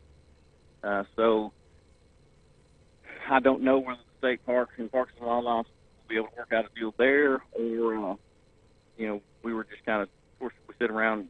We're hoping that one day it'll get opened back up, because a lot of us grew up in this area, grew up fishing it for years and years, and it's got a lot of history. With the state of Texas, at one time I think it was 1980 had the state record. Well, you know what? That was where I wanted to go with this, Heath. On the Primo Target hotline with us right now, Texas Game Warden Heath Taylor. the recent closing of the only boat launch on Lake Monticello. How good of a fishery have we lost with Lake Monticello in the state of Texas? Would you say it's top 10 or would you say it's top 20? There's a dynamic that happened when they did open that spillway gate and leave it open. The fish were allowed to swim out of Monticello into Sandlin and vice versa. Prior to that, I would have said that Monticello per acre had more 5 to 8 pound bass than any lake in the state. That was just my opinion. Because, wow. I work out there. I fish out there. I can remember, probably it's been 4 or 5 years ago when the lake was doing really, really well. The hydrilla was doing good back in there behind the railroad bridge. I can remember working there one day in my work boat, going back behind the railroad bridge, and there were, I think, 14 boats fishing underneath the railroad bridge. And I just put my trolling motor down, and I just went from boat to boat checking boats. And almost every one of those boats had caught a fish over 6 pounds that day. Yeah, wow. Really. Yeah. And they were in there just basically, there was a boat every 30 yards, it seemed like. But just the amount of 5 to 8 pound fish in that lake was unbelievable. Now, we haven't seen the giant fish like back in the 80s, when the state record was set. I think it was 1409, I believe, like a February of 80, I think is when it was. Yep. We haven't seen any of the giant fish like that, and a lot of people speculate that that's due to the water getting hot and the fish not being able to live as long. So, but they did lose. I was going to say, when you shut down, and I know you don't know the answer to this, but when you shut down a power plant, what do you do with that facility? I mean, it's not like it's a great place to open up a Walmart and sell turbines, but or a restaurant. Really, I mean, what do you do with a structure and a facility that big It's huge. when you shut it down? Yeah, from my understanding, right now, the whole place is for sale. The land, the park, the power plant property, everything. And when it does sell, from what I understand, the plant is to be torn down upon the sale of the property. Wow. So, but going back to what I was talking about, the gates being open, and Bob Sandlin was the greatest benefactor of this whole situation. Oh, I can imagine. Yeah. Especially genetically. The fish did swim through into Bob Sandlin. It was funny. I'm out there working all the time, and I also fish. And you go from, we have little Tuesday night tournaments on Bob Sandlin. You go from the year before they opened the gate, it taking 14 or 15 pounds, to win a Tuesday night tournament. And then they open the gates, and all of a sudden it's taking 29 and 30 pounds next summer. Wow. To win the Tuesday nighter. And a lot of those big stringers of fish were caught, on the points just outside of the Monticello Dam, from fish that were coming out. I'll be darned. So, and then springtime came around, and there were a lot of 28 to 30 pound stacks caught in the spring tournaments. Whether it been a media tournament or some of the other little circuits or club tournaments that came to the lake this spring, there were lots and lots of big stringers caught, and a lot of the locals have kind of figured out, that's not coincidence that, all of a sudden Sandlin's kicking out 27 to 30 pound stringers on a fairly regular basis. There was a tournament this weekend, a 2-dayer, and the first day leading it was 28 pounds in August. Well, So, Heath, I hope that as this story Sandlin- develops, yeah, that you will allow us to give you a holler and check back with you on this. Hopefully that, at some point they will maybe relinquish those rights, and maybe you guys will get that, and we can get more information from you. I'm hoping that eventually, because like I said, I hate seeing that lake just sit there with nobody being able to fish it effectively. Going out in boats. I enjoy working the lake. I grew up fishing the lake. It's still got a lot of good fish in it, even though it lost some of the fish to Sandlin. Whether or not the park ever opens, or we've even tried to kick around the idea of what if they don't want to do the park, what if they would somebody could get together and do a public boat ramp there at the highway bridge or something. Yeah. Amen. Amen. If that would if that would be something they would be willing to budge on, but like I said, the ball's pretty much in luminance court right now. We can just kind of hope and wish, and who knows if it's weeks, months, or years if anything does get done. Thank you, brother. We certainly appreciate your Yeah. time. I know right now, things are a little bit busy in the wonderful world of wildlife and fisheries, so we certainly appreciate what you've had for us. Texas Game Warden Heath Taylor and the closing of Lake Monticello's park there. We are hooking up and tracking down 11:30 the Tiger.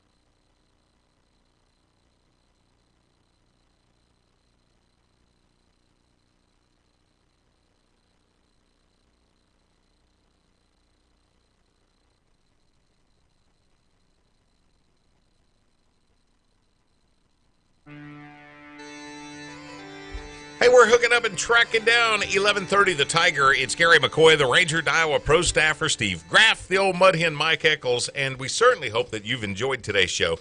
And just maybe you learned something that'll make you a better outdoorsman. This final segment brought to you by Spro Lures, Nichols Department Stores, Cypress Knee Outdoors, Honey Baked Hams, and Bass Champs. The 2020 schedule is out, so make plans now to fish the #1 bass fishing team trail in Texas. That's Bass Champs. And Jeff Pate texted one more time. We were talking about Pradco. He said, anybody that had quit making the big wag or the big claw don't need to be in the fishing industry. Just saying. Here's your Iowa best times to fish. This weekend is rated as excellent. That's great. That's just great. We need a great fishing weekend, opening day of TLC. Why couldn't it say this weekend sucks, stay home, go hunting, off the water? Yeah. Anyway, and as we will be under a full moon, there's a 10% chance of rain this weekend with daytime highs remaining in the upper 90s, lows in the lower 70s. Please continue to use caution when doing outdoor activities. Best times are going to be midday to early afternoon. That's good. That's good. Don't get on the water till 10 o'clock. There you go. Yeah. Friday, 11:33 a.m. to 2:33 p.m. Sunrise will be 6:57, sunset 7:23. Saturday, 12:16 to 3:16 p.m. Sunrise 6:57, sunset 7:22. Sunday, 12:57 through 3:57 p.m. Sunrise will be 6:58, sunset 7:21. This has been your Iowa best times to fish, and don't be on the water to teal hunt. Mike, what is legal shooting hours for teal? It's got 30 minutes before sunrise. So I mean, if this was it, Saturday morning, it would be 6:27. Yeah. Shreveport time. Right here. Right, Yeah. right. If you're hunting here at the studio, Yeah. don't fire a shot before 6:27. Your HUTD show, best places to eat, Brown's. If you're headed towards central Arkansas, you got to pull into Brown's Family Restaurant, located just west of Little Rock on I-30, the #1 buffet in Arkansas. Brown's has true Southern comfort food like fried chicken. I like the way you got that spelled there. Fired chicken. Oh, they have fired chicken. I didn't proofread myself. Pot there. roast, mashed potatoes, and gravy. White gravy. Wait a minute. Who has mashed potatoes and white gravy? Oh, man, I I love do. white gravy. Oh, my That's the God. way I eat it. Mashed potatoes with white gravy? Oh, heck yeah, man. No. You Yeah. communist. Mashed potatoes. No. And have You a want- biscuit? Okay, you know what? Brandon, you too? A2? Where's he from? He's from East Texas. Oh, my God. That's what God made brown gravy for. No, white gravy. There's greens and cornbread and a really good banana pudding. Now, I will say that. Ain't nothing like a nanner pudding. Yeah. If you leave here hungry, well, that's your fault. Brown's Family Restaurant, another choice of some awesome places to eat right here in the Arklatex. Have either of y'all ever been there? No. No. Neither one of y'all have No. been to Brown's. No. No? That's a I've legendary dropped the Browns spot. off at the Super Bowl or at the bowl. God. No, Y'all I'm got to go there. It's really great. Yeah, for the white gravy? I Heck don't think yeah. so. Guess I've what? said it I all go right along. down here to Cracker Barrel and get brown gravy if I want it. I've said it all along.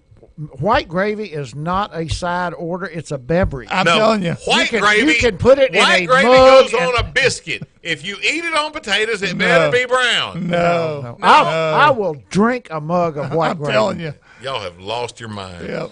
Now, I will say now, back in the day, remember when Grandy's was open? Yeah. Grandy's had a little white gravy that went on their chicken fried steak. And, Oh, yeah. You know, I'd eat it then because that was all there was. Yeah. And like if you go to Dairy Queen, you get the steak finger basket. Guess what? White They ain't got no gravy. brown and gravy. when you dip all your steak fingers in there, and there's still some in the bottom of that styrofoam cup, I look like an anteater trying to get my tongue down there to get the last bit of that Look like white a little gravy. kid with one of them pudding cups. Yeah, yeah. Gravy all over your nose and everything. Okay. Also, go ahead. Gary. finish up. Taking place this weekend is the ABA Open Series, Bass Pro Shop Open Series. Chris Wayans, the tournament director for that. It'll be at Sam Rayburn. We're going out of Humphrey Pavilion September the 14th. And then the day after, Kevin Jean with V&M Customer Appreciation Tournament will be taking place the 15th on Sunday. And it'll be out of Castle Boykin on the north end of the lake. So if you're looking for something to fish, and with this being an excellent weekend to fish to be on the water supposedly, what a great place to go and a great time to go. Do you know if teal season opens in Texas also? It's already open. I think it opened last week. Yeah, it okay. did. Teal opened last week. Though. So what you're saying is that you could be around something. There's not a lot of duck hunting on Sam Rayburn, is there? There was more than I thought, like especially on the north end of the lake, because Really? you're getting a lot of more backwater type water in the back end, up on the northern end. Yeah. It's a river. I mean, it's a little more up there. I heard. What's the biggest mistake teal hunters make opening weekend? Especially somebody that's not a long time hunter. They don't. The biggest mistake most of them make is going opening day. Wait about 2 or 3 days. No, I'm going to tell you what. this guy? He's just trying to hog the lake. I'm telling you know? Hey, competition. Nobody should be on the water but my geckos. Yeah, this exactly. Okay, you finally understand where I'm coming No, from. do you have to put out a big decoy spread? No, you don't. Not with teal. You really don't. But I mean, teal just like any other duck. What works one day doesn't work the next day, and what works on one bunch doesn't work on the next. Is it bunch. better to have a lot of wind or no wind? It's not that big a factor with teal. People think all ducks do light into the wind. Yeah. The only difference with a teal is a teal can make that adjustment in about 3.5 feet. Yeah. Yeah. Most ducks will come into the wind to set down. Okay. A teal can come with the wind, get over your decoys, and Turn. make 180 degrees and plop down. Yeah. But one of the biggest two things: never go teal hunting without at least 2 of you having a thermocell. Skeeters. Boy, that's yeah. good advice. Yeah. Spray your blind for ants. Yeah. Oh, before- yeah. Especially where the dog sits down. Right. And And what if the ants are in a straight line? have them steer them towards the Means water. you got a winter coming. Yeah. Steer them towards your the water, and they'll That's all walk and out there. and that's the and time drown. of the year when the fish start looking Yeah. down. They quit looking up. They're looking down. I tell you what, majority mistake teal hunters make is if you got 3 people in the blind Yeah. and you got a bunch of ducks come in, you want those ducks to get over the center of the decoys so you can all 3 raise up and shoot. But teal moves so fast. If you wait till the teal, and these are not teal sitting down, these are teal just flying over your decoys. If you do that, if you wait till they're over the decoys before you start shooting, the one guy on the incoming side is only going to get one good shot. We try to make ourselves shoot just before they enter the decoys to where then they turn and they go up in front of the blind. Last question before the final word. What's the limit on teal? 6. As many as you want. It depends on how many's flying that day. 6 per person. All right, take us home, Brother Graff. Here's this week's final word. With the closing of Lake Monticello just outside of Mount Pleasant, Texas, it's a sad time for a lot of anglers who have ever wet a hook in this awesome fishery. So many fishing dreams came true at this lake, with bass from 8 to 12 pound range being caught on a regular basis. Great fisheries are not everywhere, and Monticello is one of those historic lakes where the Texas big bass craze all started back in the mid-1970s. We can only hope that the powers that be at Luminant Energy will find a way to work with the local entities of the Texas Parks and Wildlife to reopen this property under the Lake Bob Sandlin Park system. For Gary McCoy, Mike Eccles, Jay Watley, yours truly, Steve Graff, thank you for listening. Tune in next Saturday morning here on 1130 The Tiger for more hooking up and tracking down.